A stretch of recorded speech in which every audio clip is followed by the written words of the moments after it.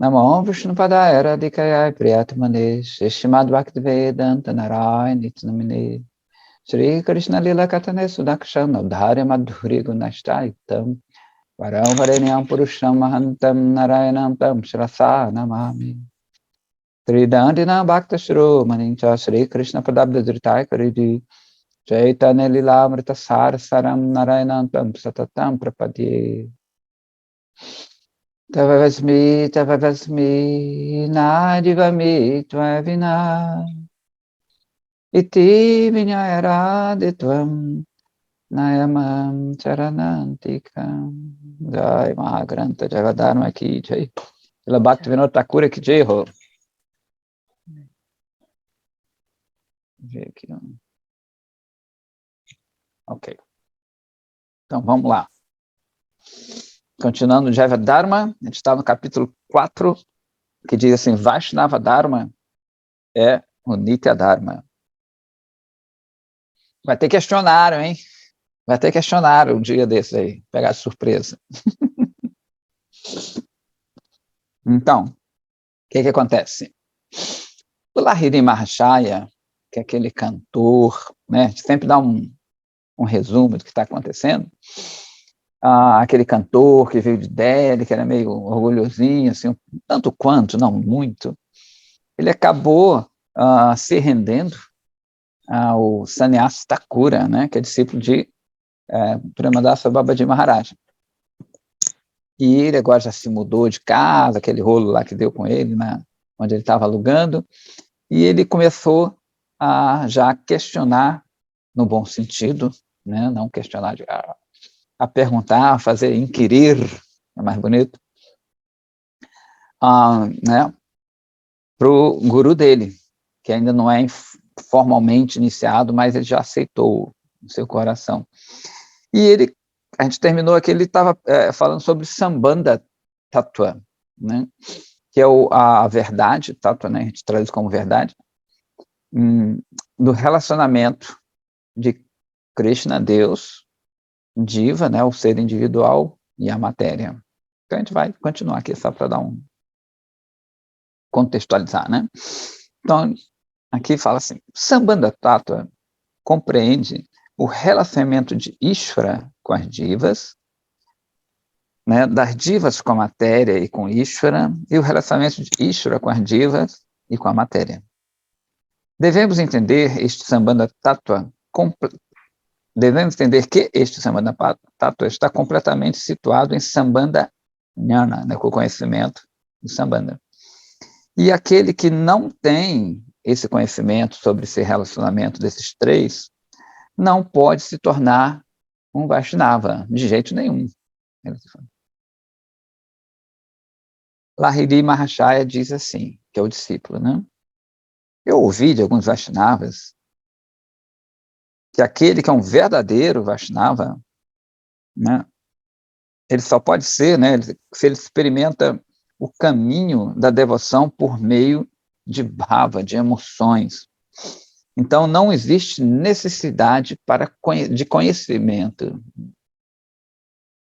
Isso é interessante, que eu já ouvi isso também. O quão de verdade existe, né, nessa afirmação. Até agora, eu tenho simplesmente tentado evocar emoções por meio do cantar do Sri Harinama Sankirtana. Eu não fiz nenhuma outra tentativa de entender por nenhum outro tipo de conhecimento, né? Então, beleza. Isso acontece muito. As pessoas, em geral, os Advaitavadas, né? Eles dizem que Brahman, né, Deus é um só, aquele papo que a gente já conhece, e que, dependendo da pessoa, ela vai alcançar aquele Brahma, né, aquela consciência não diversificada, por meio dessas três coisas, né? Então, diz que quem é mais emotivo alcança por Bhakti. E a maioria deles considera que Bhakti é mais fácil. É interessante, né? Eu falo em outro canal, a maioria das pessoas elas têm essa compreensão, né? Então, falo que todo mundo vai alcançar aquele Brahma, mas cada um por um meio, dependendo de como você se encontra no momento. Isso é muito louco, porque ele está levando em conta a sua situação material atual, né? Então, se a pessoa é super emotiva, gosta de cantar, assim, não estuda muito, então ela vai alcançar aquilo por meio de Bhakti. A pessoa mais intelectualizada, gosta de estudar, ela vai conseguir a mesma coisa por meio de Jnana, do conhecimento. E a pessoa que é mais ativa, né, ela vai conseguir alcançar por meio de karma. Aí não tem nada a ver, né? Porque vai dizer que o próprio transcendente, não vou falar nem de Bhakti, ele depende de um guna, né, que eu me encontre, da preponderância, na verdade, de um guna em que eu me encontro. Então, não bate muito isso aí, né? E muitas pessoas têm essa ideia errada também, que Bhakti é só sentir, né? Gratidão, aquela coisa. Deixa fluir. Isso não é assim, né? A gente sabe muito bem que não é assim. Enfim, mas tu vê que esse livro já é antigo, então isso é um pensamento inerente do encarnado, né? Da pessoa que está encarnada, que está nesse mundo, que tem essas confusões, e a gente vai ver que não muda com o tempo esses tipos de pensamentos, eles não mudam. Às vezes você tem uma cor diferente, devido a uma época diferente, mas é sempre assim.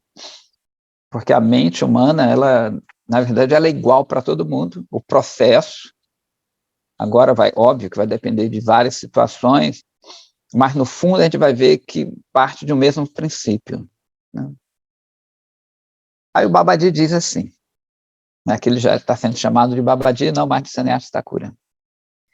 O fruto mais elevado que os Vaishnavas obtêm é o desenvolvimento de Bhava, que é o primeiro broto de prema e a base de todas as emoções transcendentais. Como a gente já viu, tem aquela sequenciazinha de Shraddha, que vai até Bhava. Então, Bhava é o estado pré-prema. Antes de alcançar prema, a pessoa alcança esse estado, né, Bhava, que já está mais para lá do que para cá, que é um estágio muito bom para você ter a pessoa, nesse estágio, ela já pode se tornar um guru de alto nível, né? Então, meu Gurudev sempre falava que tem a partir de um estágio X, né, que era a Sakti, ele falava Ruth, mas a Sakti, que é o estágio anterior à Bhava, que é ideal ter um guru. O ideal mesmo é ter um que tem prema, mas nem sempre é possível. Aí tem os estágios anteriores, já é um guru que é menos difícil ele cair. Na verdade, em Bhava, a pessoa não cai mais. Né? Bhava, ela tem uma pequena impureza, mas é praticamente imperceptível. Meu Gurudev falava que é como se fosse um cílio, né, que caiu num tonel de leite. A impureza é imperceptível, né, a impureza. Então, a partir de Bhava seria o mais seguro, né? Você ter um guru que ele não vai te dar assim, muita dor de cabeça, nem você dá, nem a gente tem que dar dor de cabeça para ele, né? Então, contudo, esse estágio de Bhava tem que ser puro. Lembrando que tem o Bhava pré-prema e o Bhava pós-prema, né? Vai ter mais tarde, né, depois que a pessoa alcança prema, que já não está mais corporificado, vão ter raga, anuraga, bhava, mahabhava, aí certas coisas que a diva, ela não alcança, só Radharani, né? Então, mas isso é mais complicado, a gente não vai entrar muito em detalhes por enquanto, pelo menos por enquanto, né? Então, continuando aqui, Aqueles que pensam que a meta mais elevada é se imergir, né, no Brahma não diferenciado, a prática dele, ele induz emoções enquanto está ocupado na disciplina espiritual para alcançar a sua meta. Contudo, suas emoções e os seus esforços não são Shuddha Bhava, não são Bhava puro. Eles são meramente uma imitação. Então, o que acontece? Quem almeja essa outra coisa, né, os Advaitavadas, eles dizem que eles, na verdade, têm apenas uma imitação, consciente ou não, desses estágios. No outro livro de Bhaktivinoda Thakur, chamado Bhaktisiddhanta Viveka, que é belíssimo também, ele fala que se nós virmos duas pessoas em êxtase, tanto um Advaitavadi quanto um Bhakta, é similar. Né? Mas quem não consegue, a pessoa que consegue ver o que está acontecendo dentro de cada um é diferente. Então, vamos dar um exemplo. Os dois caíram no chão, Krishna, Krishna. Né?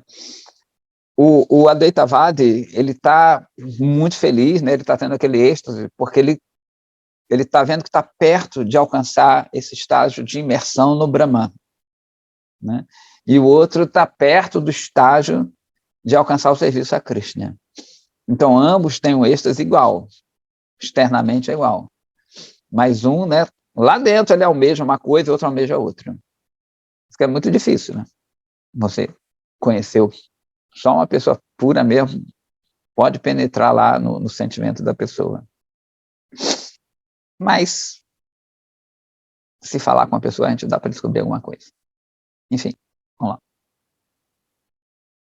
Mesmo uma única gota de Shuddha Bhava, desse Bhava puro, pode satisfazer a aspiração mais elevada da diva. Porém, essa mostra, né, esse show de emoções, pelo qual que está poluído com o conhecimento, lembrando que esse conhecimento é o conhecimento que visa Brahma, né, não é o conhecimento que está visando Bhakti, que é o Sambandha Jnana e assim por diante, né? É uma grande calamidade para as divas. Os sentimentos devocionais das pessoas que sentem que são una com Brahma são meramente uma amostra enganosa, um show enganoso, né? Portanto, Sambandha Jnana é absolutamente essencial para os devotos puros. Ou seja, esse conhecimento do relacionamento é essencial, porque se você não conhece, você pensa que é Brahma, tudo vai se desfazer. Né? Por isso que não é só rolar no chão, chorar, né? Você tem que saber até por que está chorando. Lahiri Mahasaya, então, inquiriu com fé. Existe alguma verdade superior a Brahma? Se Bhagavan é a origem de Brahma, por que os jnanis, né, as pessoas que procuram esse Brahma, não abandonam essa sua intenção e se ocupam na adoração a Bhagavan? Então, Babaji, ele dá um sorriso suave e diz assim, Brahma, né, os Kumaras, Shuka, Narada e Mahadeva, né, o chefe dos seres celestiais, em última análise, se abrigaram aos pés de lótus de Bhagavan. Lahiri Mahasaya, então, levanta uma dúvida. Bhagavan tem uma forma. Já que a forma é limitada por considerações espaciais, como é que Bhagavan pode ficar no lugar... desculpa, como é que Bhagavan... Como é que Bhagavan é o lugar de repouso de Brahma ilimitado? né? Então, se Bhagavan tem uma forma, e essa forma ela é limitada a um local, como é que o todo está dentro de Bhagavan? Né? Babaji Maharaj diz assim, responde: no mundo material, a entidade conhecida como céu também é ilimitada. Por que, então, Brahma deve ser considerado mais importante meramente por ser ilimitado? Bhagavan também é ilimitado, e por virtude da potência manifestada dos seus membros, da refulgência dos seus membros, Bhagavan também é ilimitado, pela virtude da potência manifestada da refulgência dos seus membros. Então, ou seja, na verdade, Bhagavan, o Brahma, que a gente fala assim, é a refulgência dos membros de Krishna. Né? Então, é óbvio, como ele vai falar mais tarde, que enquanto a gente tenta entendê-lo com o intelecto, a gente nunca vai perceber completamente, mas a gente tem uma ideia, né, do que é. Então, todo esse limitado é emanado dele, né, da forma dele. Só que a forma dele também não se limita àquilo ali. Ele pode aparecer em qualquer lugar de todos os universos. Né? Aliás, essa é a dúvida dos Advaitavadis, que é muito difícil deles entenderem. Como é que Deus tem uma forma, né, e essa forma não o limita? Isso é interessante, é muito difícil. A gente, às vezes vem, né, como eu lido com esse meio de yoga, perdão, ou vai num lugar e outro, isso é muito... Eles ficam assim, quebra-cabeça. É interessante que para a gente é tão fácil, né? Pela misericórdia do guru da gente, pelo Sukriti, sei lá o quê, né, que a gente tem aí. Isso é muito fácil da gente entender. Para eles é muito difícil. Eles quebra-cabeça, falam, não, mas não pode, não dá, não dá. É bem interessante isso. Mas para a gente é bem tranquilo, né? Então tem Bhagavan, e ele se expande por meio do seu brilho, e ao mesmo tempo ele pode aparecer em qualquer lugar. Né? E apesar do brilho não ser diferente dele, também tem uma diferença. Né? Ao mesmo tempo, ele possui sua forma transcendental, né? Fala que ele, pela virtude de sua potência, essa refulgência dele é ilimitada também. Existe outra pessoa que pode se comparar a ele, né? Porque, como a gente falou, se não me engano, da outra vez, a forma de Bhagavan, ela compreende o outro. Né? Já o Brahman, ele não chega a compreender no sentido de abranger, né, a forma dele. Porque quando você considera só Brahma, você descarta a forma de Bhagavan, a forma transcendental de Bhagavan. Agora, quando você entende Bhagavan, você não descarta Brahma, nem Paramatma. Né? Uma vai compreender toda a outra, vai abranger todas as outras. Já a outra vai excluir. Né? Então, por isso que ele é chamado de superior. Né?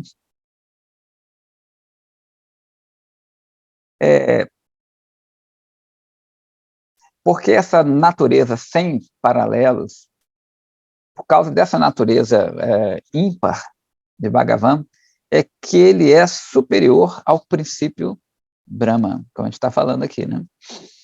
Já que ele abrange os outros e não exclui.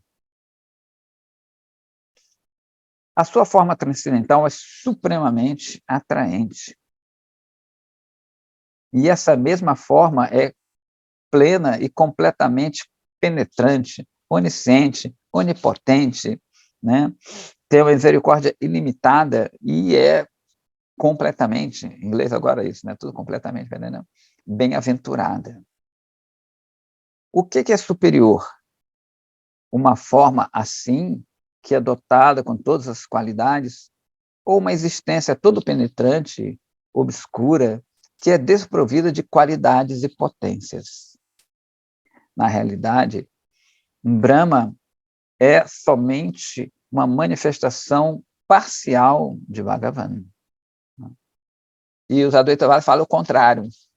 Quando eles admitem que Brahma tem forma, essa forma ela ainda está sujeita até um certo ponto pelos gunas.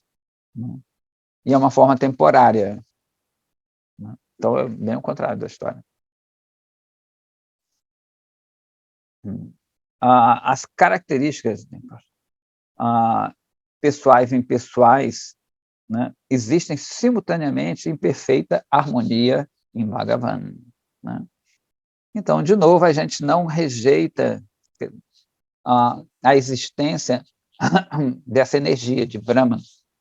Muita gente às vezes pensa assim, os Advaitavadas, a gente pensa que a gente rejeita essa coisa, né? Esse aspecto de Bhagavan. Né? A gente só não corrobora com o fato, que para a gente não é fato, de que a diva ela se torna una com Brahma, mas a gente aceita o fato, aí sim, né, de que a diva pode entrar nesse domínio de Brahma, mas não que se torne una. Ela sempre vai manter sua independência.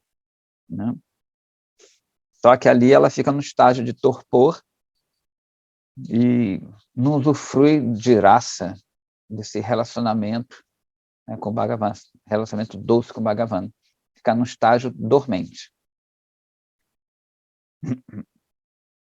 Brahma é somente um aspecto de Bhagavan.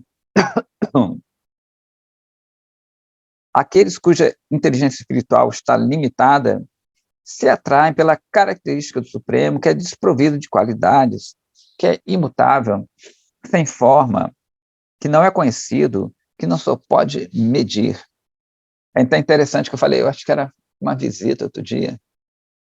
Se a gente considera que ele não tem forma, que ele é inconcebível, inominável, né? Vem cá, como é que eu vou entender ele? Para que eu vou procurar? Se ele, eu não posso conhecer ele, né? Ele está distante, como é que eu vou conhecer ele? Como é que eu vou saber de tudo isso? Se ele é tudo negativo, né? É aquele que não pode ser referido, né? Tem várias escrituras, outras escrituras que falam isso, né? Aquele que nunca pode ser conhecido, né? Aquele que é infalível, inominável, que não tem nome, que não tem forma. Falei, caramba, como é que eu vou conhecer o cara? Ele não tem nada, né? Não tem característica, né? Que não pode ser falado, que não tem nome. Falei, caraca, como é que eu vou chegar ali, então? Né? É melhor viver esse mundo aqui. Então não bate essa coisa, né? Ainda diz que eu sou ele, né? Ele não tem nada, ainda diz, fala, mas você é aquilo ali. Eu falei, caraca, é muito difícil de entender. Então ele fala assim, né? Porém, aqueles que são sarvadashi, ou seja, que eles veem tudo, não têm atração por nada que não seja a verdade absoluta. Os Vaishnavas não têm uma fé significante nessa característica impessoal de Sri Hari, pois ela é oposta à sua função eterna de prema puro, de amor puro. Bhagavan Sri Krishna Chandra é a base tanto das características pessoais e impessoais. Ele é um oceano de bem-aventurança transcendental e ele atrai todas as divas puras. O Lahiri, então, fala assim, ainda não está muito conhecido, né? Como é que a forma de Krishna é eterna, né? Já que ele nasce, faz atividades e abandona seu corpo? Babaji responde, a forma de Krishna é Sachit Ananda, né? Todo mundo sabe que é eterna, plena de bem-aventurança e conhecimento. O seu nascimento, atividades e o abandonar de corpo não tem conexão com a matéria. Então, como é que tais descrições foram dadas no Mahabharata e em outros Shastras? O Mahabharata descreve quando Krishna, entre aspas, abandona o corpo. O Bhagavata Purana também. A verdade eterna está além de qualquer descrição. Por isso está além das palavras. A alma pura em seu estado, né, seu verdadeiro, vê a forma transcendental, o espaço-tempo de Krishna. Mas quando é descrito essa verdade, essa suprema realidade em palavras, ela parece como se seja uma história mundana.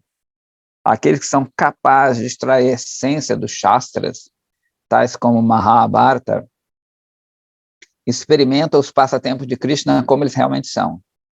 Contudo, quando as pessoas de inteligência mundana ouvem essas descrições, eles interpretam de diferentes maneiras. Aí o Lahiri. Quando uma pessoa medita na forma de Krishna, a concepção que surge no coração é limitada pelo tempo e pelo espaço. Como é que uma pessoa pode transcender tais limitações e meditar na forma verdadeira de Krishna? Boa pergunta.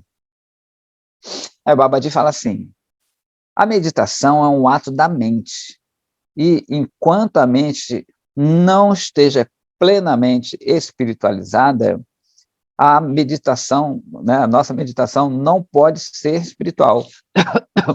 Então vai ser simplesmente um processo material da minha mente material. É que nem eu vou pensar em Krishna agora, na forma de Krishna. Não. Mas é um produto ainda da minha imaginação, da minha mente, né, baseada em alguns relatos. Então, não é transcendente. É bom, é legal, é super legal, mas não é ainda, não estou no âmbito transcendental. Mas é interessante. Já que a mente, o que é que é? A mente, em vez de imaginar outras coisas, outras loucuras, pelo menos eu estou imaginando ali, quer dizer, imaginando, não imaginando no sentido de inventando, né, mas imaginando no sentido de que eu estou, né, descrevendo, né, pintando a figura como foi descrita para as pessoas que realmente viram Krishna. Que é legal, legal. Porém, ainda é material. Ele continua, Bhakti purifica a mente de forma que gradualmente, tudo é mente aqui, né? Ela se torna espiritual. E quando a pessoa medita com essa mente que fica pura, né, somente dessa forma que tal meditação se torna Chinmaya. Né? Chinmaya quer dizer além de Maya, né? Ela é transcendental. Não é o Chinmaya, o cantor. Chinmaya. Quando os Vaishnavas Bhajananandi, né, que tem êxtase no bhajan, cantam o nome de Krishna, o mundo material não pode tocá-los, porque eles são Chinmaya. Né? Então, enquanto a gente canta Japamala, tudo isso aí, tudo é material ainda. Né? Com o tempo, o que acontece? O eu, né, o Atma mesmo, a diva, ela tem sentidos, só que os sentidos dela são transcendentes, ela tem mente. Na verdade, é um modo de falar, né, que parece que tem, ela é uma coisa e a mente é diferente. Mas a diva, como Krishna, né, digamos, Krishna tem olhos, parece que tem o Krishna e tem os olhos, parece que tem Krishna e tem os ouvidos. Mas ele é olho, ele é ouvido, ele é tudo nesse sentido. Né? Tanto que fala, né, Krishna, ele pode comer com os olhos. Até tem a expressão, o cara está comendo com os olhos. Então ele pode fazer qualquer coisa com qualquer sentido dele, porque não tem diferença entre os sentidos dele e ele. Da mesma forma, a gente. Não tem diferença entre do eu mesmo, né? Entre a mente e o eu. Né? Então, quando a diva pensa em Krishna, a diva pura, né? Ela pensa em Krishna, aí realmente é meditação. Sacou? Enquanto tiver essa diferença de mente material, mente espiritual, acontece. Agora, com Bhakti, quando realmente eu acesso o eu, tudo é diferente. Tem mãozinha aí, tem um mudra aí de pergunta aí, ou de, sei lá o quê, de comentário. Jai Prabhu. Haribo. Haribo. Aí, nesse ponto aí, Prabhu, eu queria pegar e fazer uma pergunta. Até então, eu tinha ouvido falar, não sei se, talvez eu tenha entendido, é mais possível que eu tenha entendido errado, né, essa explicação. Mas até agora eu tenho entendido que a gente faz tenta, né, pelo menos fazer todas essas práticas, né, japa, estar junto dos devotos e tudo mais, para purificar o nosso ego, para purificar a nossa mente, certo? Aí agora eu entendi que o senhor está dizendo, que diz no livro, né, que diz no Jaiva Dharma, que é que a nossa diva, o eu puro, verdadeiro, ele não precisa disso, ele não precisa dessa purificação desse ego material e dessa mente material, é isso? Claro, não precisa não. É porque, na verdade, quando a gente fala assim, vai purificar o eu, né, que é uma forma de falar, não é que o eu material ele vai se purificar. A matéria sempre vai ser matéria. Não é que ela vai se transformar de matéria para transcendental. O eu que vai despertar. Né? Quer ver, de repente, vamos dizer, dar um exemplo assim, que tem o verdadeiro eu e tem uma crosta, assim. Né? Tem uma crosta que você não pode ver o eu ali. Aí, quando você vai tirando essa crosta, o eu vai... E, caramba, um pedacinho do eu. Aí te limpa outra crosta e outro pedacinho do eu. Né? O eu ele vai se manifestando. Não é digamos, não é a matéria que vai se transformando, porque a matéria é matéria, é uma energia de Krishna, né? Isso tem essa teoria interessante, que tem uns grupos de cunho cristão que eles têm essa ideia de que o mundo ele vai se transformar, o mundo da matéria vai se transformar um mundo espiritual, né? É mais ou menos o processo da ressurreição, né? Acha que o corpo material ele se transforma no corpo espiritual. Outro dia, ontem, eu estava vendo até uma palestra falando, né, um Vaishnava falando sobre Bhaktivinoda Thakura, né, que ele fala que todos os dharmas eles são parecidos, agora a compreensão, às vezes, ela é diferente. Então, quando a pessoa fala que o corpo vai ressurgir, existe essa ressurreição, se a gente analisar profundamente, tem um princípio, mas da forma que é colocado, ela não bate com a gente, né? Então, não é que a matéria ela vai se transformar em espírito, porque tem esse negócio de vibração. Então, esse conceito ele é comum em várias religiosidades.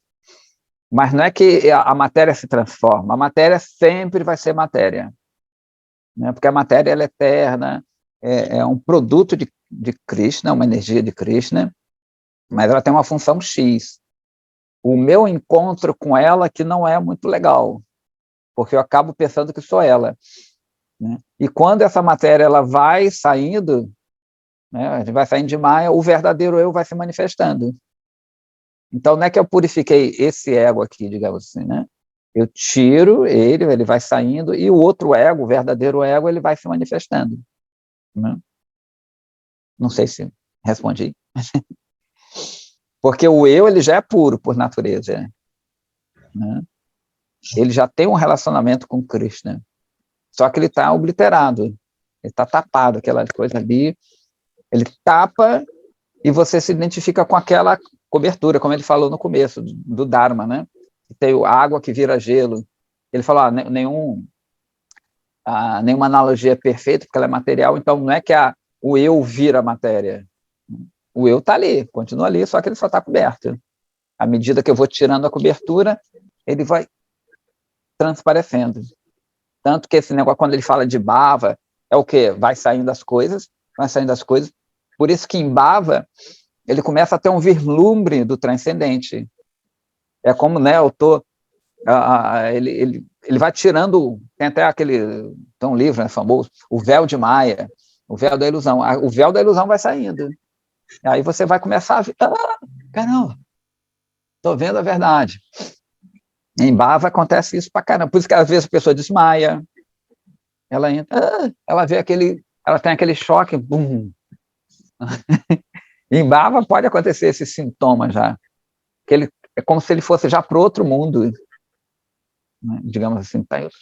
Aí ele sai daqui, a pessoa que está olhando ele vê que parece que é louco, parece uma pessoa louca. Ele fala, ela não entende, é uma pessoa comum, não vai entender, e ela sai daquela consciência material, tem um vislumbre, e ela volta, né? E nisso existe uma falha, digamos, na Matrix, existe uma pane. Aí o grupo entra em pane. Né? Mahaprabhu pensava que Mahaprabhu tinha epilepsia.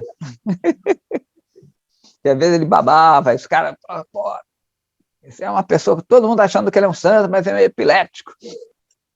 Não, mas não, porque são sintomas parecidos. Então, Mahaprabhu, entre aspas, ele né, que ele tinha matéria espírita, mas para dar exemplo a gente, ele entrava no transe, né? Ele via Radha, que ele estava se vendo com Radha e Krishna, e por isso que ele colapsava. É muito doido. Jai, Prabhu, gratidão. Radha. Então, continuando, onde está? Ok. Quando os Vaishnavas Bhajananandis, que são, na verdade, mais aqueles mais reclusos, cantam o nome de Krishna, o mundo material não pode tocá-los porque eles são transcendentais.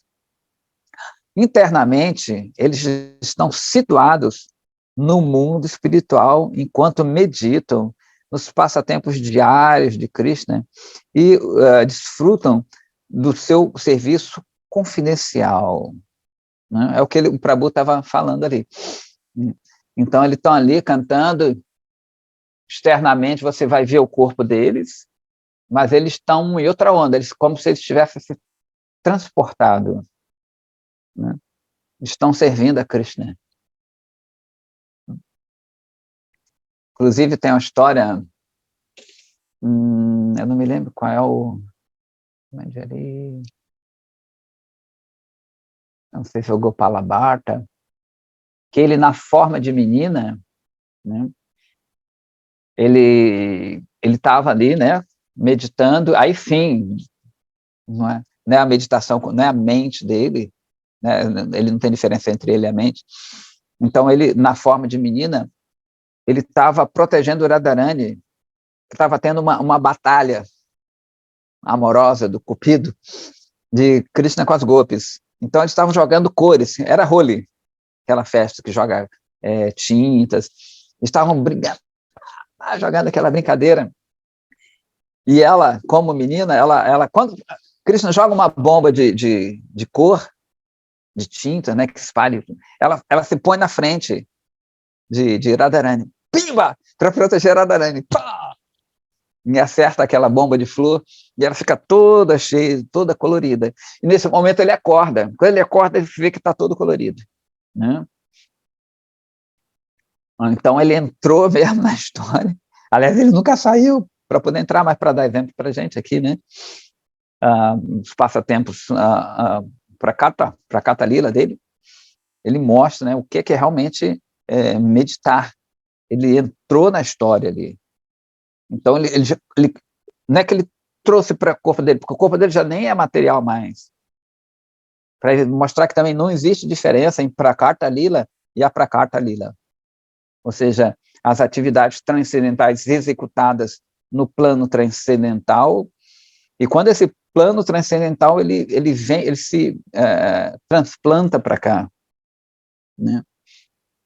Então, muitas vezes a gente pensa que o guru mesmo, né, high level, que tem prema e vem para cá. Ou seja, a gente falou anteriormente que prema, quando você alcança esse estado de prema, você não tem mais corpo material. Não tem mais corpo material. Né? Então, como é que você se mostra aqui para as pessoas? Né? Então, a gente já sabe que tem vários níveis de guru. Tem guru que tem corpo material, né? Apesar de que não é muito bom pensar assim, mas tem, né? Didaticamente, ele tem um corpo material, porque ele ainda não alcançou esse estado de prema, ele está muito mais avançado que a gente, ele está mais para lá do que para cá. E tem um guru que vem dessa plataforma transcendental, assim como Krishna, né? Krishna pode ser visto aqui, mas nem sempre compreendido, porque ele vai reciprocar, vai corresponder com a pessoa que está vendo ele. Então, quando esse guru vem do plano transcendental para cá, ele mostra um corpo. Ele vai ter doença, vai ter fome, vai ter tudo isso, né, para reciprocar com a gente. Então, nessa história específica, ele mostra que não existe diferença entre o corpo transcendental e o corpo que ele se encontra aqui. Né? Esses seres, eles têm várias manifestações, que elas têm um poder muito similar a Krishna, esses seres. Pode estar aqui, acolá, pode estar assim, né? Porque eles não abandonam o posto, né? Existe, né? Alguém saiu de lá, uma golpe saiu de lá, veio para cá no corpo aparentemente masculino e veio a plaquinha lá, né? Vagas para golpes. Eles não deixam espaço. Quando eles vêm para cá, eles não deixam espaço, né? Porque eles são praticamente onipresentes, como Krishna, né? Krishna, ele não deixa espaço. Quando ele vem para cá, falando assim dessa forma, né? Não é que, Krishna se ausentou do mundo, existia um buraco lá, e ele vem para cá, e quando ele volta, preenche o buraco, é aqui que fica um buraco. Na verdade, Krishna é onipenetrante. Então, ele aparece, né? Ele se manifesta, tanto que o nome é Prakasha. Prakasha é quando se faz visível, né? Já existe, mas se faz visível ou não. O sânscrito é bonito porque as palavras elas são mais adequadas, né? É complicado isso. Por isso que tem aquela dúvida que a gente falou dos Advaita Vadis, na verdade, que eles não entendem que ele pode ser forma e ao mesmo tempo essa forma não limitá-lo. Ok. Aí o Lahiri fala assim, olha, seja misericordioso comigo e outorgo-me essa percepção espiritual.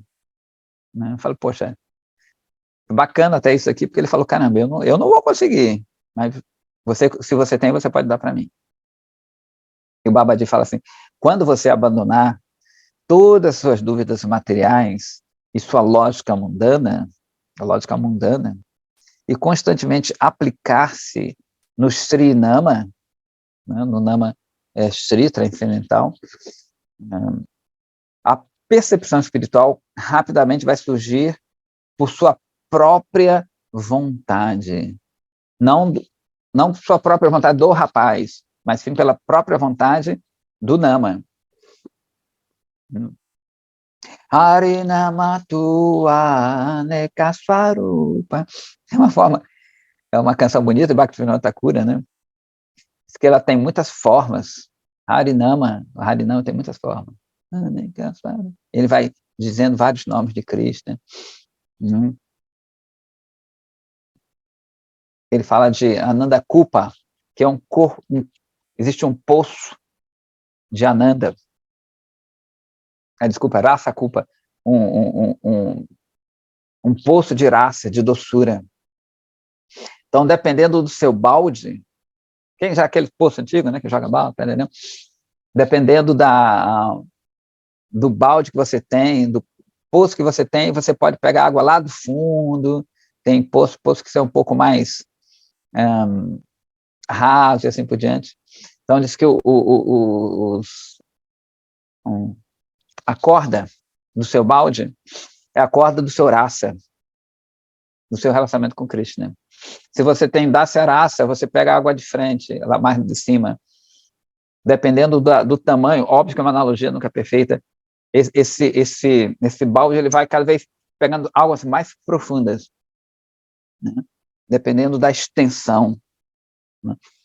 Então, se é Dasya Rasa, é uma água mais rasa ali, não quer dizer que seja errada, mas são coisas mais doces. Vai pegando águas cada vez mais doces, a água lá do fundo é mais fresca, né? Então, ele canta, é bonito isso aí. Gostei dessa forma de entender essa questão das raças, Prabhu. Não? Achei bem bacana. O Bhaktivinoda Thakur é alto nível. Nossa, é difícil de... Muito bom. Tu vê que ele é um dos mais prolíficos autores de bhajans. Eu não sei se você tem acesso àquele... Tem um livro de bhajan da gente, Gaudiya Gita Gucha, que são centenas de bhajan. Vai contar de Bhaktivinoda Thakur. Eu falei, caramba, é quase tudo dele. Especialmente para os Vaishnavas, assim. É muito legal. E Gurudeva explica muitos bhajan deles, palavra por palavra, é bacana. Nossa. Tem um que ele fala de Ekadashi, é bonito. Aparentemente é simples, parece até meio bobinho às vezes.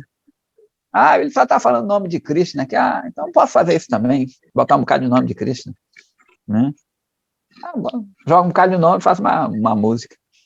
Mas quando eles explicam, eu falo, caraca, né? Por que tem essa ordem, às vezes, dos nomes? Né? Por que ele botou esse nome agora e botou o antes? Né? No contexto. Aí a coisa vai florindo. Eu falei, caramba, para mim era só o nome.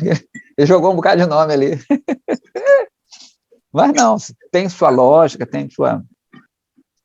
É interessante, eu estava vendo também uma palestra sobre a morte de Putaná. Gente, o Shukadeva Goswami, quando ele faz junções, que se chama Sandhi, em sânscrito, olha, vão explicando cada uma palavra, às vezes seguida de outra, tem um porquê. E porque no Sandhi você pode botar ela separada, pode juntar, quando ela junta, ela muda a palavra, tem um apóstrofo, se chama Avagraha, que parece um S assim, ó. Então, cada detalhe, você vai ver que Shukadeva Goswami, cada coisa que ele fala está carregado de vários significados, né? Então, tem aquilo ali, é um código, na verdade. Tem um código da Vinci, aquela história. Então, Bhagavata é um código que só esses Vaishnavas, eles entendem esse código, né? Os Vaishnavas super elevados. Que às vezes eu olho assim... Meu Gurudeva falava que em cada palavra do Bhagavatam, Radharani está ali. Eu falei, caraca, não consigo ver nada. Porque o nome de Radharani nem é citado explicitamente no Bhagavatam. Eu falei, caramba, ele fala que cada palavra tem. Eu falei, cacete. Nem no 10º canto eu encontro, né, que fala mais ali, ele fala aquela Gopi, a Gopi, ele não fala. E eu fico, caramba, como é que eles veem, né? Que isso é legal pra caramba. O Gurudeva ele também fala que quando você vê um Vaishnava desse quilate, começa a ter uma avidez, você começa a pensar, o que será que passa na cabeça dele? O que se passa no coração dele? Isso é muito legal, porque cria uma avidez, né? Srila Siddhara Maharaja fala que o Guru é o quê? O Guru é inspiração. Ele vai inspirar você a querer aquilo ali. Então, você olha aquelas pessoas, você olha assim, né? Como será que é o dia a dia dele? Como será o levantar dele? O comer dele? Como é que é isso, né? Eu quero saber como é que é isso. Isso é legal, né? Surge eles chamam lobha. Eu tô puxando a brasa ainda para a minha batata, né? Não chega a ser lobha ainda, mas lobo é uma avidez intensa por Aganuga Bhakti, mas tudo bem. Existe uma sombra dessa loba, avidez. Então, você começa a querer, né, a aspirar aquilo ali. Então, ele O guru é inspiração, a gente é aspiração. E às vezes brinco é transpiração, que a gente só sua e não consegue muita coisa.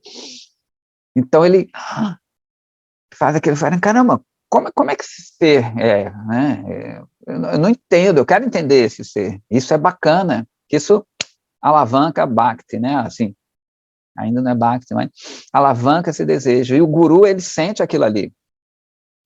Esse discípulo, ele tem uma avidez, ele pode ser fraquinho, pode ser muito caidinho, mas ele sente esse perfume.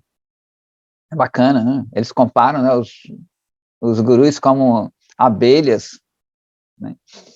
Que a abelha diz que sente a distância, o pólen pode estar distante, a flor pode estar meio coberta, mas ele fala, caramba, aí eles vão até onde está esse pólen, que eles querem tirar esse pólen para levar para a colmeia de Krishna. Não? Aí eles ficam assim, procurando, diz que eles o tempo todo eles estão procurando. Cadê esse pólen? Cadê esse pólen? Onde é que essa flor está escondida? Tem flor que está fechada, então não emana. Então, é engraçado que o próprio o guru, ele faz com que essa flor se abra um pouquinho e ele vai lá. Tu vê que a nossa parte é muito pouca, né? Tem uma parte nossa, mas a parte deles é meio 90%, e assim, com boa vontade, a gente 10%. Então, eles mesmos inspiram a gente a aspirar, né? Abrir um pouquinho nossa florzinha, aí começa a sair uma suave fragrância, e só que eles sentem a distância, né? Então, eles vão lá, é o Esquadrão Suicida, Srila Siddhartha Maharaj. Nós somos o Esquadrão Suicida. A gente vai fazer qualquer coisa, né, para servir a Krishna. É muito legal. Ai, me perdi aqui. Someone in your hearts. Ok, peraí, espírito de mancha. Ok. Do seu próprio, a gente falando que essa percepção espiritual, ela vai surgir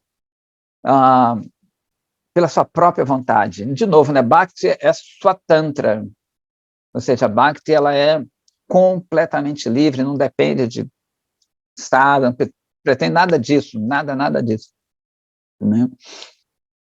Senão ela seria inferior, né? Então ela, pela própria a natureza dela, né, pelo Karuna Shakti, ela vai se manifestar naquela pessoa que está fazendo Sri Nama, né? Quanto mais essa pessoa se abrigar na lógica mundana, mais ela vai ficar sujeita à sua mente e presa nesse mundo. Né? Eu quero entender pelo meu próprio esforço. A gente sempre fala aqui que essa epistemologia ela é errônea, ela é contrária à própria Bhakti. Eu quero entender, fica perguntando, mas eu não entendi, eu não compreendi isso. Né? Quanto mais você se esforçar para iniciar o fluxo de Namarasa, mais as correntes, os grilhões materiais vão ficar soltos. Né? Então, de novo, né, que você também só vai cantar e não ler, né? Mas você não vai ler, digamos assim, tentando entender. Né? Vou ler aqui, não vou ler de novo, vou ler, não entendi. Né? Você vai ler para que o Shastra ele te dê essa misericórdia. Sacou? Quero entender. Não, você lê, Shastra, se mostra para mim Shastra. Né? Quando eu falo, você não vai ver Shastra como Shastra, você não vai ver Nama como Nama. Né? Nessa canção, ele está se dividindo a Nama, tanto que às vezes tem uma sequência que a gente canta, né? Primeiro para o Guru, Vaishnava, Nityananda, Chaitanya, Radha e Krishna. Então, às vezes, a gente canta uma canção para o Nama, que não existe diferença entre Nama e Krishna. Né? Então, eu dito que justamente quando você canta o Nama, mesmo, Krishna que ele aparece, né? Ele aparece na sua língua, Hare Krishna. Ele dança na sua língua. Né? Como a serpente Kaliya, né? Krishna não dança em Kaliya, naquela serpente? Então, se Krishna está dançando na minha Kaliya, o que acontece? Todo o veneno da minha boca vai embora. Né? Krishna, quando ele dança, na verdade, ele está se mostrando. Essa história é muito legal. Na verdade, ele está tirando uma onda para as meninas.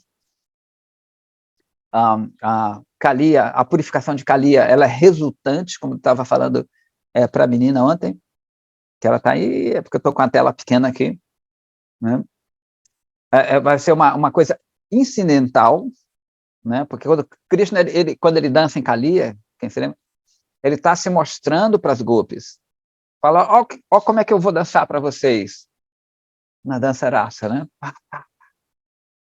Quando ele dança e sapateia, ele está sem sapato, mas tudo bem, né? Em cima de Kaliya, o veneno dela vai embora. Né? Mas isso é uma coisa incidental. Ele não foi ali para purificar a Kaliya. Ele foi para se mostrar para as gopis. Consequentemente, Kaliya vai se purificando. Eu dei exemplo ontem, né, que eu li, não é um exemplo, não é meu, da coisa quando Krishna vem e o Dharma, ele vai ser restabelecido. Né? Então, a gente dá o exemplo de você vai cozinhar, está frio, você vai cozinhar, e o local se aquece porque você cozinhou. Você, né, o aquecimento do local ele é uma consequência do fato principal, que é o cozinhar. Então, Krishna, ele é atraído pelos Vaishnavas. Quando Krishna é atraído pelos Vaishnavas, naturalmente o Dharma, ele, como uma consequência, ele acontece, o aumento do Dharma. Então, quando Kaliya dança, né, ele quer se mostrar para as gopis. Mas Kaliya, automaticamente, ela vai sendo purificada, porque ele resolveu dançar ali, Kaliya alta, ele vai tirar uma onda, chama todo mundo, porque todo mundo pensa que Krishna está em perigo. Krishna está em perigo. Ele está em perigo. Nada, né? Ele está a fim de se mostrar para as meninas, que até agora ele não tinha conseguido se mostrar. Falar, menino. Aí, como consequência, né, aquilo acontece, que Krishna é o desfrutador. Ele não vai salvar ninguém aqui, não. Ele vem o quê? Reciprocar o amor dessas pessoas. Né? Por isso que o Guru é tão importante, cara, né, os grandes Vaishnavas, todo Vaishnava é importante, óbvio, todas as pessoas são importantes, mas a importância o Vaishnava, por ele atrai Krishna, né? Anugrahaya Bhaktanam, né, esse verso do Bhagavad, que é bonito, né, que ele vai atrair, né? Na verdade, o mundo material é muito louco, ele só existe por causa dos Vaishnava. Tudo gira por causa dos Vaishnava. Tudo. Essas pessoas puras é que são a causa mor. A gente fala Krishna, Sarva Karana Karanam. Eu vou dizer Vaishnava, Sarva Karana. Os Vaishnavas que causam aquele que causa tudo. Então, eles atraem Krishna para esse mundo, para qualquer lugar. Onde eles vão atraindo Krishna. Né? São os templos vivos, são os damas sagrados vivos. Então, são casos incidentes. E voltando aqui, estou viajando aqui, né? Então, quando Krishna dança, realmente, quando o Nama, você está cantando o Nama mesmo, não é mais minha língua material, porque justamente se Krishna está dançando aqui, o veneno já foi embora da minha língua, das minhas críticas, do meu parecer mundano. Então, já não é mais Nama e Krishna, é Krishna que está. Né? Então, se eu canto Nama, essa pessoa, né, que já é um elevado, Krishna, aí ele entra na diva mesmo. Aí desperta outra e assim por diante. Porque tudo aqui já foi embora. Então, é por isso que você tem que ser iniciado por um guru e assim por diante. Porque quando ele canta, ele injeta mesmo. Ele alcança aquilo que a gente não alcança. Digamos, se vê uma pessoa, aí você fala, canta Hare Krishna, que é legal, super legal. Lembrando sempre que não é que não vale isso. Tudo vale. Tá, canta Hare Krishna. Aí o cara canta Hare Krishna. Mas não entrou nele, porque como o meu cantar é material, ele esbarra na outra cobertura material ali. Né? Então ele não consegue entrar. Quando o guru fala, vai lá, toca a alma dele. Sabe? Pode acontecer que pela misericórdia do seu guru, quando você fale, pode entrar lá, pode acontecer, mas não é, né, é um mérito nosso, não é um mérito nosso. Pode acontecer isso, né? Você fala, como você está sob a tutela do seu guru, aquilo pode penetrar pela misericórdia do guru. Não, né, não fui eu, às vezes eu vejo que, eu fiz muito devoto, aquele Prabhu faz muito devoto. Beleza, tem que glorificar. Mas o devoto não deve se achar, sou eu que trago mais devoto para o templo, né? Ou já converti muita gente. Não, né? O guru que usou ele. E, de novo, né? O que é uma honra. Se ele consegue isso, pô, radhe, né? Muito bom, quer dizer, o Gurudev está agindo por ele. Isso é alto nível, claro, né? Imagina você ser um servo do guru. É muito bom, né? Quer dizer que o Gurudev está satisfeito com ele e está usando ele, né? Isso é muito bacana. Temos que orar que a gente se torne esses instrumentos, né? Tem o São Francisco, Senhor, fazei de mim um instrumento de vossa paz, né? Então ele está orando, é bonito essa canção que ele fala, eu quero ser um instrumento, eu não sou nada mesmo, não.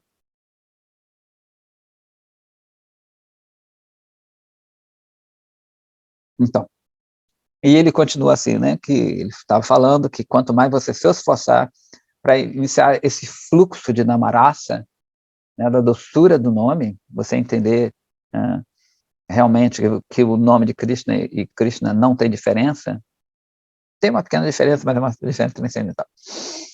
Né? O mais esses grilhões que te aprisionam, eles vão ficar mais frouxos. E ele continua aqui, a dimensão espiritual, aí ela vai se manifestar no seu coração. Não? Aí o Lahiri fala assim, por favor, seja misericordioso comigo, me explique o que é essa experiência espiritual. E que Lahiri ainda quer entender um pouquinho, né? Ele fala assim, Babaji, a mente é levada a uma paralisação quando ela tenta entender a verdade por meio de palavras. Muito legal, né? O Lahiri está tentando entender, e o outro está falando que ainda não dá para entender nesse sentido. Né? A verdade pode ser percebida somente por meio do cultivo e da bem-aventurança espiritual. Abandone toda a argumentação e simplesmente cante o Srinama por vários dias. Então, o poder do Nama vai automaticamente dissipar todas as suas dúvidas. E você não vai ter que inquirir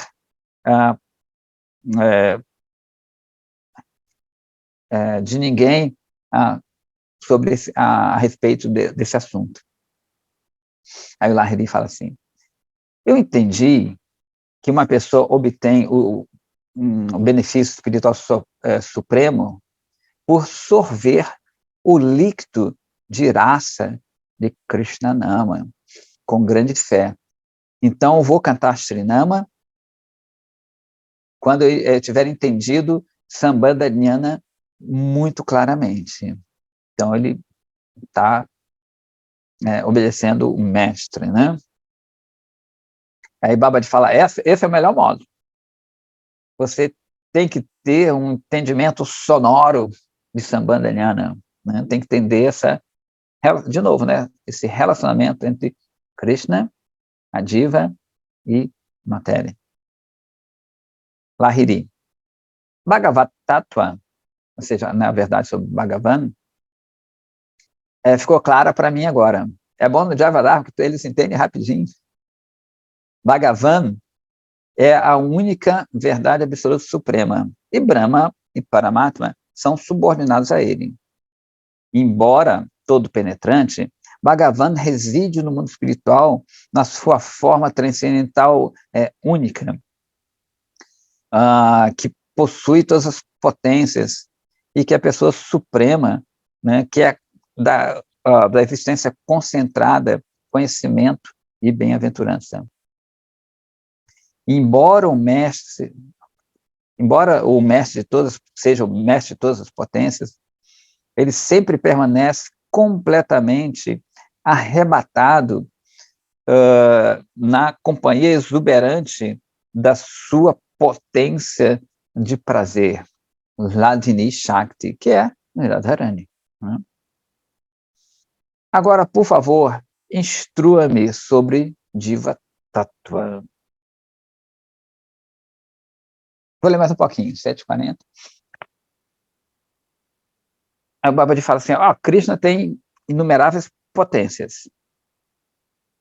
Uma delas se chama Tatashta Shakti, né, que é a energia que a gente chama marginal,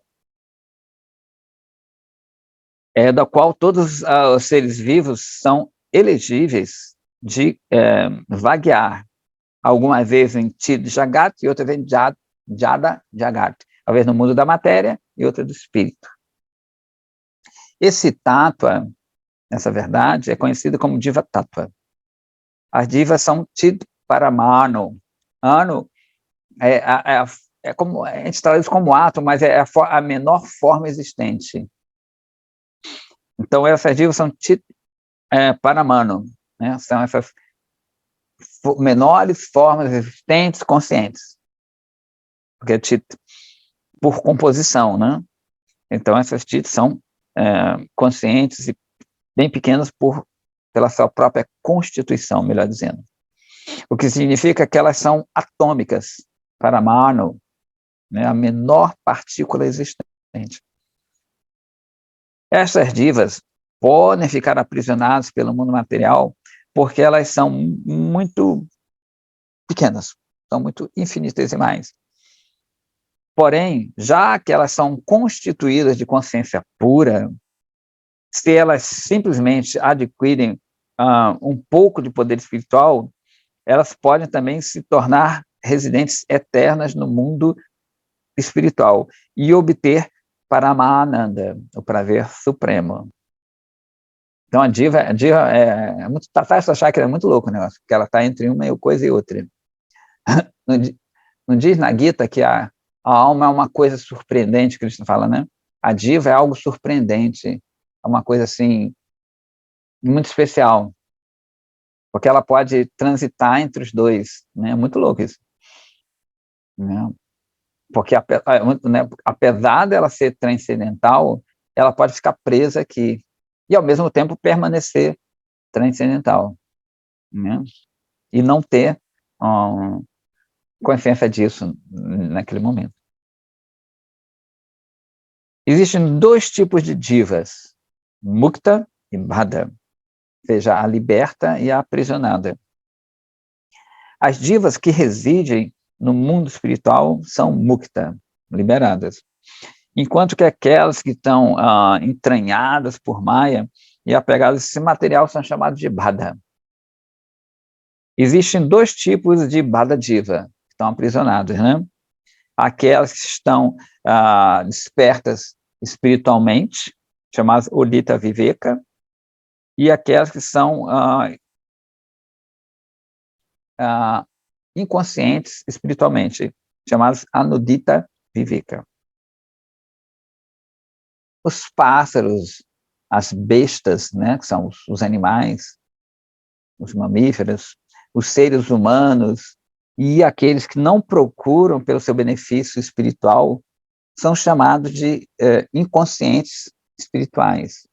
Enquanto os seres humanos que se adotaram o caminho do Vaishnavismo são chamados de que estão espiritualmente despertos, pois ninguém, exceto os Vaishnavas, genuinamente se esforçam para alcançar a meta espiritual suprema. É por isso que os Shastras declararam que servir os Vaishnavas e ficar na companhia deles é a melhor das atividades. Aqueles que são espiritualmente dispersos desenvolvem ruchi, gosto, pela prática de Krishnanama, né? Na força da sua fé no Shastra. E, a partir disso, eles desenvolvem de forma muito fácil uma atração por servir e ficar na companhia dos Vaishnavas. Contudo, aqueles que são inconscientes da espiritualidade não podem despertar a sua fé no Shastra e, portanto, não adotam a prática de Sri Krishnanama. Eles somente adoram a deidade de Krishna como se fosse um costume social. Uma vez eu me lembro que eu estava no ônibus, faz tempo isso. Então, no ônibus, a gente passou por uma igreja, aí uns garotos fizeram o sinal da cruz assim, e depois assaltaram o ônibus. Eu falei, caraca, muito louco o negócio. Às vezes a pessoa faz assim, mas não tem um significado. Enfim. Consequentemente, o gosto por ficar na companhia dos Vaishnavas e servi-los não desperta nos seus corações. E você mais ler esses 2 parágrafos, a gente para, que já são 7h45, acho que o pessoal tem que trabalhar. Maya é a função material, e a potência é uma potência de Krishna. Esta potência, essa Shakti, é conhecida como a Shakti inferior, a Parashakti. A Parashakti, né? Ou a potência externa, Bahiranga, né? Anga é parte, membro, Bahir para fora. Maya permanece longe de Krishna e Krishna Bhakti, assim como uma sombra que permanece distante da luz.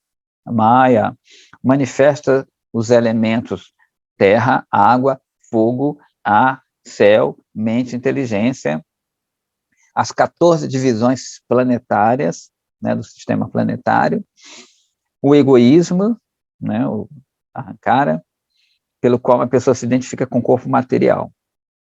Tanto os corpos sutis quanto grosseiros da Bada Diva são produtos de Maya. Quando a diva é liberta, o seu corpo espiritual, né, que é imaculado,